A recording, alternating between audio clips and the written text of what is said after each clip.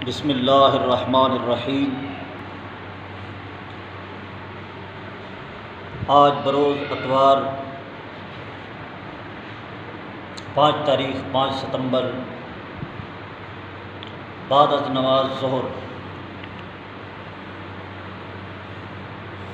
ایک کانفرنس کے متعلق چند باتیں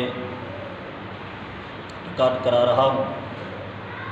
کل 6 ستمبر کو ہمارے ضلع راولپنڈی کے اندر ایک بہت بڑی کانفرنس ہو رہی ہے لیاقت باغ کے اندر۔ ختم تحفظ ختم نبوت اور دفاع پاکستان کانفرنس۔ اس کانفرنس کے اندر ناچیز کو بھی مدعو کیا گیا، لیکن وہاں پر جا کر گفتگو کرنے سے ناچیز نے یہ بہتر سمجھا کہ اس کانفرنس کے متعلق یہاں سے ہی چند باتیں گزارش کر دینی چاہیے۔ پہلی بات کہ وہاں پر جو کانفرنس ہو رہی ہے، اشتہاروں پر جو نام دیا گیا وہ ہے تحفظ ختم نبوت اور دفاع پاکستان کانفرنس۔ تو اس کے متعلق عرض یہ ہے کہ دفاع پاکستان سے آپ کیا مراد لیتے ہیں؟ دفاع پاکستان سے آپ مسلمان کا دفاع مراد لیتے ہیں یا کسی اور چیز کا؟ اگر دفاع پاکستان سے آپ کی مراد پاکستان کے اندر رہنے والے مسلمان کا دفاع مراد ہے تو فقط آپ مسلمان کے پاکستان کے مسلمان کا دفاع کیوں کرتے ہیں؟ کیا غیر دوسرے ممالک میں مسلمان نہیں رہتے؟ کیا ان کا دفاع کرنا اور ان کی عزت آبرو کا خیال کرنا یہ ہم پر فرض نہیں ہے یا وہ مسلمان نہیں ہے؟ دفاع فقط ان پاکستان کے مسلمانوں کا کیوں کیا جاتا ہے، غیر کے مسلمانوں کا کیوں نہیں کیا جاتا؟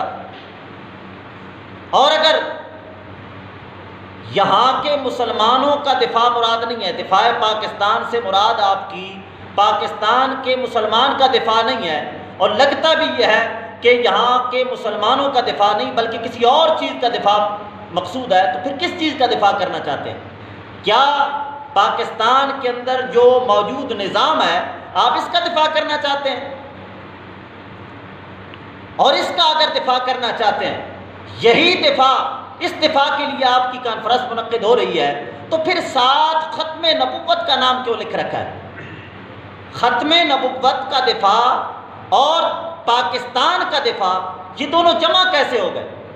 پاکستان کے اندر جو نظام رائج ہے یہ نظام مصطفیٰ صلی اللہ تعالیٰ علیہ وسلم کی ضد اور نقیض ہے کہ نہیں ہے؟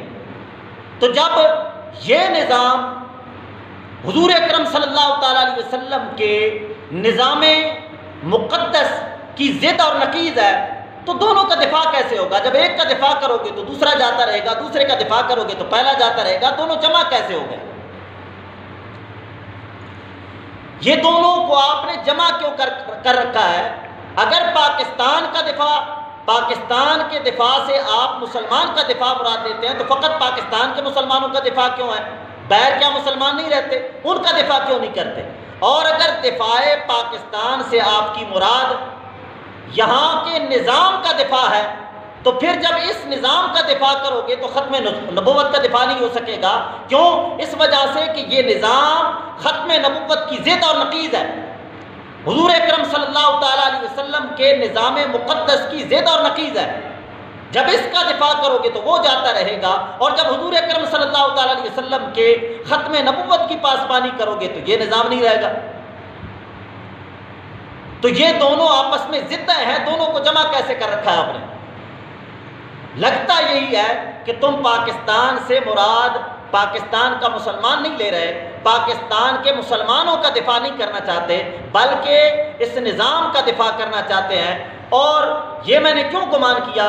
اس وجہ سے گمان کیا کہ آپ کے جو بڑے تھے جو ہمارے سب سے پہلے قائد تھے، انہوں نے حلف اٹھایا تھا کہ ہم اس نظام کا دفاع کریں گے۔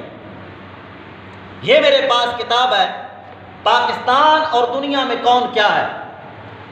پاکستان اور دنیا میں کون کیا ہے، خالد محمود ڈوگر نے شائع کی۔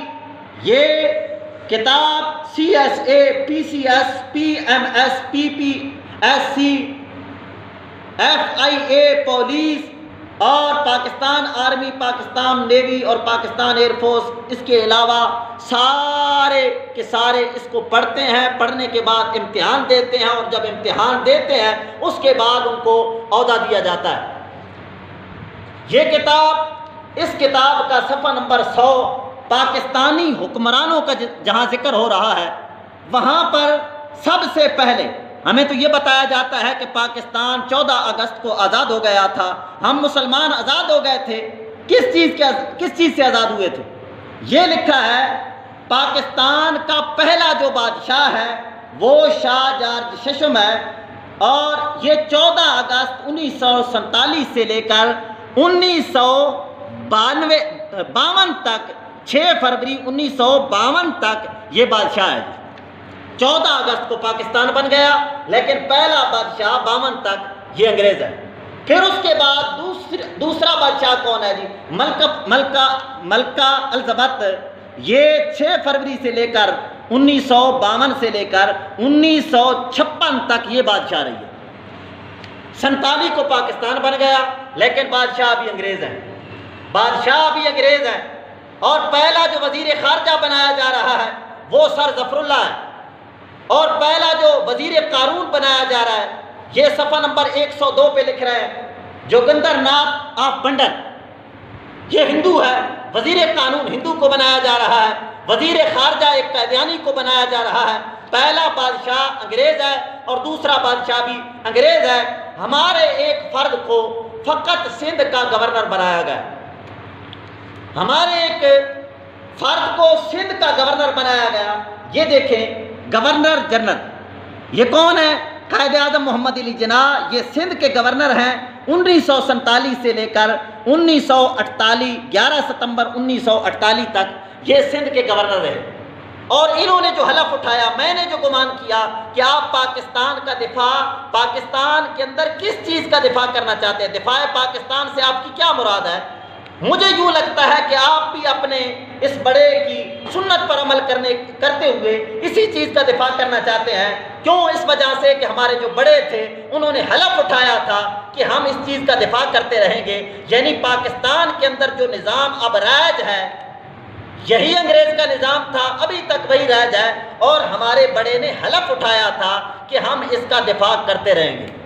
یہ دیکھو قائد اعظم محمد علی جناح کا جو حلف ہے، یہ 15 اگست کو انہوں نے حلف اٹھایا۔ کیا حلف تھا؟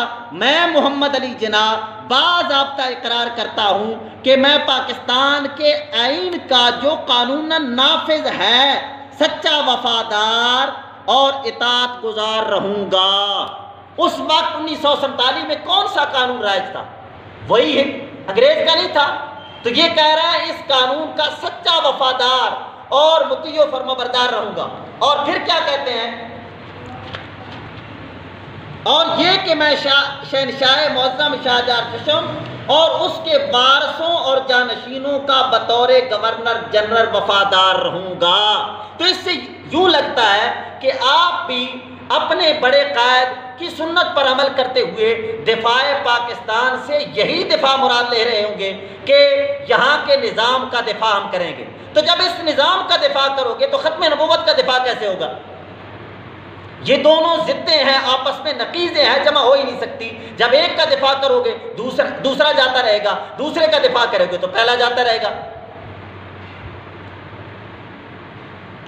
تو فقط یہ کہنا چاہتا تھا کہ یہ دونوں ضدوں کو جمع کر کے آپ کیا کہنا چاہتے ہیں؟ قوم کو کیا سبق دینا چاہتے ہیں؟ کیا مٹی جھونکنا چاہتے ہیں؟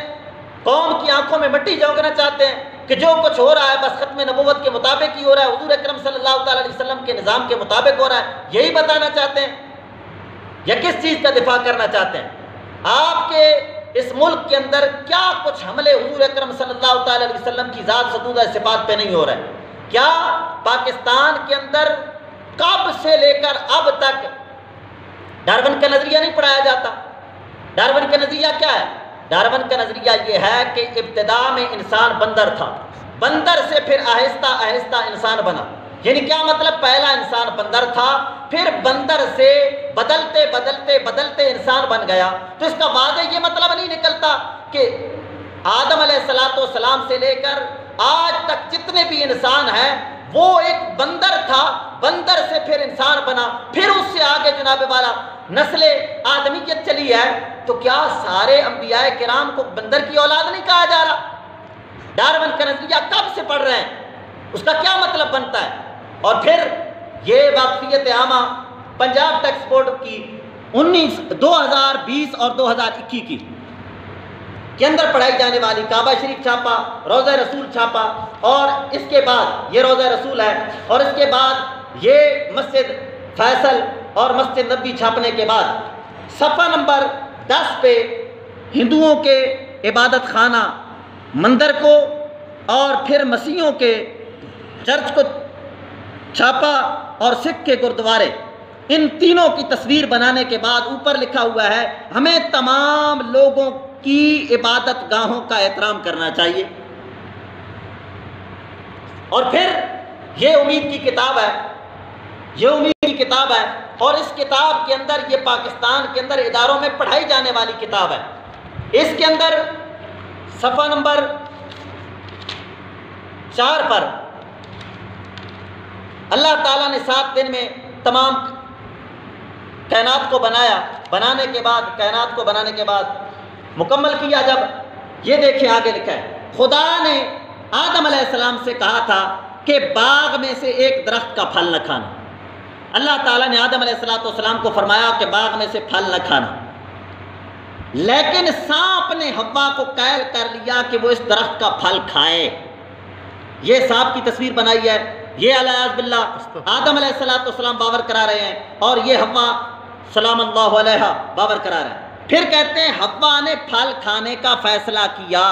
یہ آدم علیہ السلام کی تصویر بنا رہے ہیں، یہ اماں حوا پاک بتا رہے ہیں کہ وہ ایسے تھی، اور پھر آدم علیہ السلام کو دیا، اس نے بھی کھایا۔ یہ دے رہی ہیں اور یہ کھا رہے ہیں۔ اب بتاؤ ایسے فلمی کنجروں کو کبھی آدم بتایا جائے علیہ السلام، اور آگے پتہ نہیں اس طرح کی کتنی تصویریں ہیں۔ تو جب آپ اس نظام کا دفاع کریں گے تو حضور اکرم صلی اللہ تعالیٰ علیہ وسلم کے ختم نبوت کا دفاع کیسے ہوگا؟ یہ دونوں نقیضیں ہیں، ضدیں ہیں، یہ جمع ہو ہی نہیں سکتی۔ جب ایک کا دفاع کرو گے تو دوسرے کا انکار ہوگا، دوسرے کا انکار کرو گے تو پہلے کا دفاع ہوگا، ایک کا دفاع ہوگا تو دوسرے کا انکار ضرور ہوگا۔ امید ہے کہ بات آپ سمجھ گئے ہوں گے۔ وآخر دعوانا ان الحمد للہ رب العالمین۔